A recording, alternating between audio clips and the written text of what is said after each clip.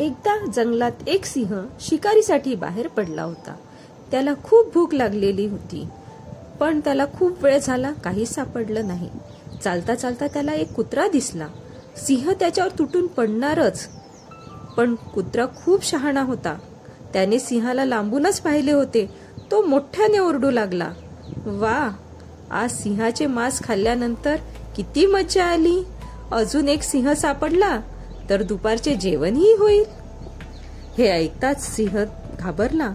त्याला वाटले की हा कुत्रा फारच धोकादायक आहे.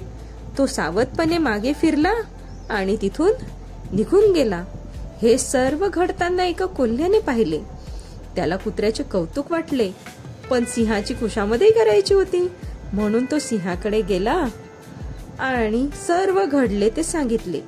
सिंहाला खूप राग आला. तो कुत्र्याला पुन्हा पकडायला निघाला. हे बघून कुत्रा परत मोठ्याने बोलू लागला, "अरे, हा कोल्हा कुठे राहिला? मी त्याला पाठवले होते दुसरा सिंह आणायला." हे ऐकताच सिंह परत घाबरला आणि तो तिथून जायला निघाला. सिंह रागामध्ये कोल्ह्यावर जोर जोरात गुर्रावत होता आणि म्हणाला, "तू मला फसवलं. आज मी जर तिथून निघून आलो नसतो तर कुत्र्याने मला खाऊन टाकले असते. मी आज वाचलो."